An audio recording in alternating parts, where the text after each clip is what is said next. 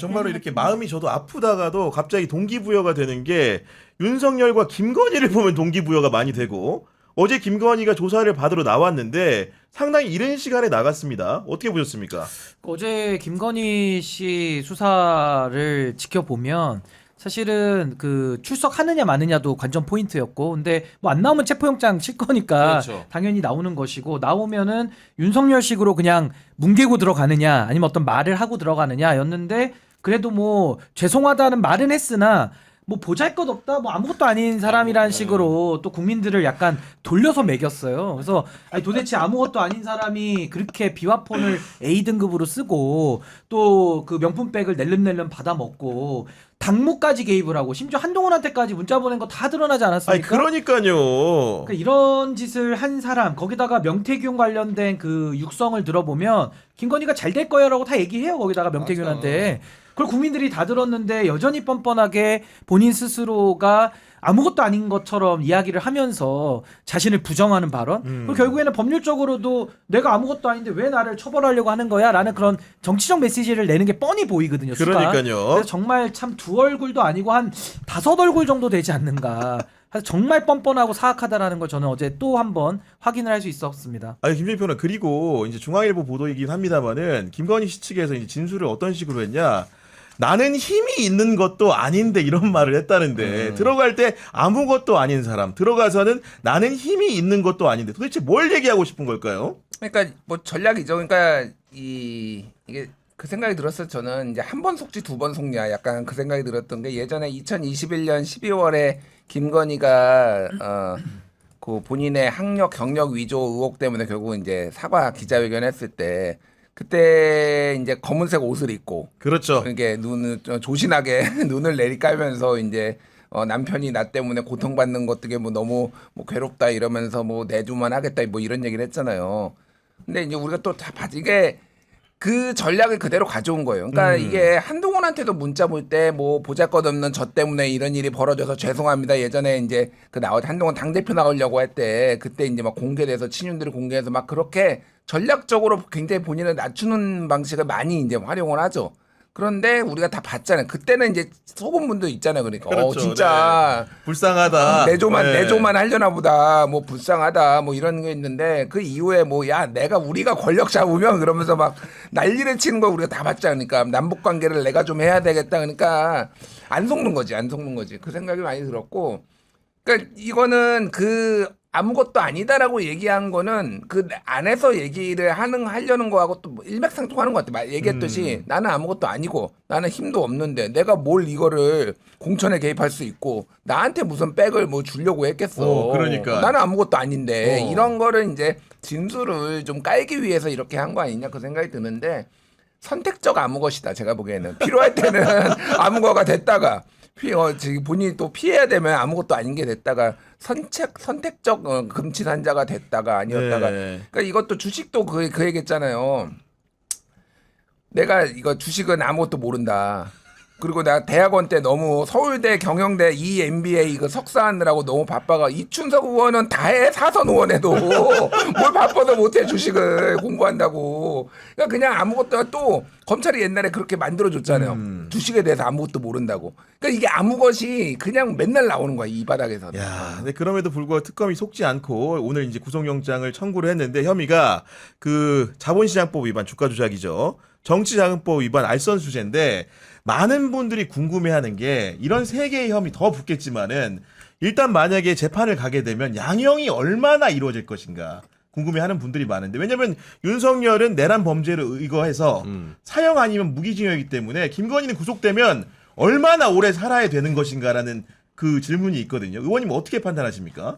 그 자본시장법 같은 경우에는 굉장히 중대범죄예요.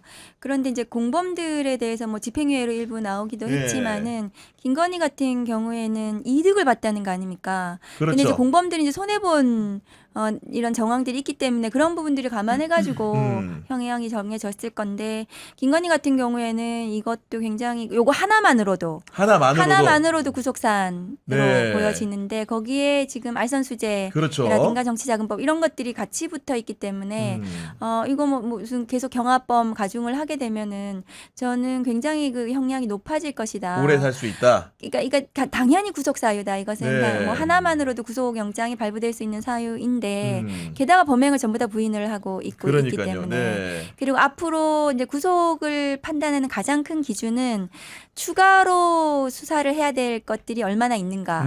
그런데 그 만일에 불구속으로 하게 되면 앞으로 수사를 하는데 굉장히 어려워진다. 이렇게 되는 경우에는 법원에서 영장을 발부를 하거든요. 그러니까 피의자가 오늘도 그 목걸이 관련해서 그 친정 어머니에게 사줬다는 진짜 그 그거는, 시점이 네. 최은순 말하는 거죠? 예, 저 회사에서 그 목걸이를 만든 시점과 완전히 맞지 않는다는 레전드야. 그래서 그 말했다는 게 그 거짓말이 드러난 거 아닙니까? 그러니까요. 사실상 네. 그러면 그러니까 그런 거짓말들이 지금 입증이 되고 있으면 특검 입장에서는 영장은 발부가 될 거고 형량 자체도 굉장히 중대한 형량이 나올 수 있을 거라고 그 생각합니다. 목걸이 자체만으로도 지금 말을 너무 많이 바꿔서 그것도 네. 영장 발부 받는데 좀 큰 역할을 할 수 있는 거죠. 그러니까 그 특검이 거짓말이. 이번에 소환 사유 중에 목걸이를 넣었단 말이에요. 네. 굳이 그러니까 재산 신고 누락인데요.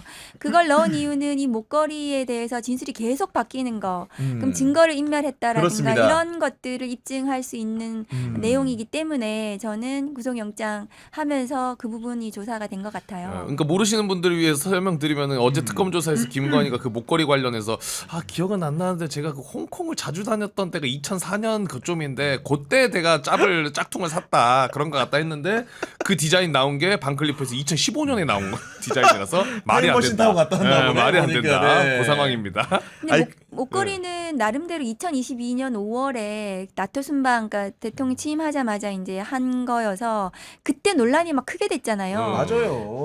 그러니까 이 목걸이에 대해서는 굉장히 오랫동안 대비한 거예요. 대비는 한 거예요. 예. 그러니까 오랫동안 이게 논란이 됐기 때문에 대비했는데 지금 저런 어처구니 없는 자기도 그 몰라 거짓말 하도 많이 하게 했어. 한 거를 보면은 굉장히 허술하죠. 근데 이제 네. 요 죄는 이제 시작에 불과하고 이제 앞으로 계속 추가 기소돼서 구속 상태로 또 재판 받을 텐데 지금 자본시장법 위반 이것도 이제 금액 따라 또 무기징역까지 처벌하니까 그다음 정치자금법 위반 알선수재 이렇게 돼 있는데 앞으로 김건희 이제 뇌물죄로도 처벌을 받아야 될 겁니다. 윤석열 공범 관계를 통해서. 근데 뇌물도 1억 원 이상인 경우에 무기 또는 10년 이상의 징역이에요. 특가법이 적용이 되기 때문에 1억만 넘어도 그러니까 지금 받은 액수가 뇌물은요. 상상 초월이에요. 거의 그냥 공소장에 무한대로 써야 될 수준으로 지금 받아먹은 걸로 보이기 때문에 이거 굉장히 중형이 예상이 되고 또 거기다가 공천방해 같은 경우는 이제 업무방해 되는 거고 또 뭐 아마 증거인멸 교사 이런 거 다 또 튀어나올 겁니다. 맞아요. 그러니까 윤석열과 김건희가 하나로 지금 봐야 될 거기 때문에 앞으로 더 붙어갈 것이고 또 하나는 내란죄 관련해서도 김건희의 공범 여부도 수사를 해봐야 되는 거죠.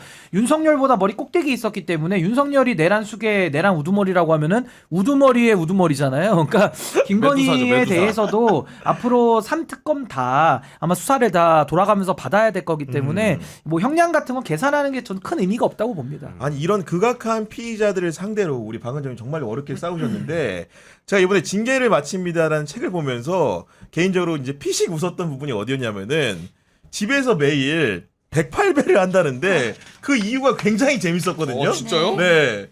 지금도 하시는 거죠, 요즘도? 그러니까 그게 네. 이제 파면되고 나서 안 해도 되나 아. 깨가 좀 나긴 했는데 그 저희 보좌진들이 그래도 책에다가까지 썼는데 계속 하라고 계속 분위기가 하고 좋네. 있어요. 그래가지고 근데 그 한 이유는 뭐냐면 네. 이제 운동도 되게 됩니다. 그게 굉장히 운동도 되고 또 그 당시에 4년 전에 징계 막 감찰할 때 사실은 그때 당시 이제 내용을 그 공격을 못하니까 감찰한 내용을 공격 못하니까 이제 메신저를 공격하는가 저를 공격을 많이 했어요. 맞아요. 언론에서 그러면서 찍어내기 감찰, 뭐 불법 감찰을 한 감찰 담당관 이렇게 해서 그렇게 막 공격을 막 심하게 받을 때 후배 검사가 제 자방에 찾아와가지고 윤석열 부부 그때 당시 이제 무속 이런 얘기가 안 맞아요. 나올 때였어요. 네. 윤석열 부부 주변에 무속과 가깝다는 얘기가 있는데 그 당시부터 이게 무슨 살 같은 거 날리는 거 아닌지 그게 들으셨어요? 그 만일에 당시에? 살을 날린다면은 네, 어. 선배한테 할 것 같다고. 108배로 네, 맞아. 그래서 그러면 맞아내라. 그거는 예. 이제 사파잖아요. 음. 그래서 그러면 나는 정파로 108배를 하면 좀 낫지 않을까. 사실 되게 절박했어요. 되게 이거 몰라, 처음 지금. 들었네. 뭐 보면서 깜짝 놀랐잖아. 그래서 그 불공으로 그걸- 뭔가 그 사파를 네. 몰아내는 길을. 사파를 정파로죠. 네. 와 네. 대박이다. 그래서 제가 그 탄핵할 때 이제 그러니까 매일 했거든요. 그래서 그때 총선 운동 선거운동 기간 대선 때도 호텔 네. 방에도 이불 깔아놓고 매일 야, 했거든요. 정말 그때도. 대단하게 불공을 들인 결과. 근데 정말 권해드리고 싶어요. 그러니까 하다 보면은 마음도 차분해지고 좀 약간 냉정해지면서 싸워야 될 대상이 누구인지, 그러니까 네. 좀 감정적으로 되지 않으면서, 그러니까 좀 그 중요하죠. 되게 그런 게 저한테 굉장히 도움이 됐던 것 같아요. 또 책에 예. 보면은 그 자세한 기술은 없습니다. 상황에 대해서. 근데 윤석열과 밥을 먹은 적이 있다고 돼 있는데 언제 어떤 이유로 어떻게 먹은지 너무 궁금하더라고요. 자주 보니까. 먹었죠. 자주 먹었어요? 윤석열하고는. 예, 왜냐하면 서울중앙지검장 할 때 제가 네. 부장 검사였거든요. 그러면 윤석열이 이렇게 데리고 밥 먹는 거 되게 좋아해요. 아, 부장들 데리고? 네네네. 그러면 이제 자기 혼자 떠들거든요. 진짜 되게 그때도? 그때도 말이 많았고. 그럼요. 그래가지고 밥 먹는 내내 얘기해요. 혼자서. 밥은 언제 먹어요? 자기 되게 빨리 많이 먹어요. 먹을 것 같아서 또. 그러니까 많이 먹는데 되게 빨리 그러니까 먹고, 빨리 먹고. 그리고 막 온갖 얘기 다 하는데 그게 무슨 굉장히 무슨 뭐 교양이 있다거나 뭐 수준 높은 무슨 뭐 법이라든가 뭐 이런 네. 거와 관련한 것이 우리 아니라 되게 검찰로서의 정말 정의로운 그렇죠. 역할 예. 이런 얘기는 아니고 그런 얘기 아니고 그 되게 신변잡기 자기 유튜브 봤던 거 아니면 그때도 유튜브를 봤구나. 네, 그때도 예. 유튜브 얘기 많이 했었고, 그리고 뭐 또 그 예전에 제 검사 아주 옛날 검사 네. 시절 자기가 이제 네. 어린 평검사 무용담 시절에 같은 거 했던 자기. 무용담들 막 지금 생각해 보면 굉장히 막 이렇게 말도 안 되는 내용이긴 한데 그럼 다른 그런 뭐, 내용들 막 의원님 혼자서 다 말고 얘기하고 그랬어요. 다른 검사들도 그냥 아우 그렇습니까? 네네네. 이러면서 그냥 어쩔 수가 없지 뭐 중앙지검장인데.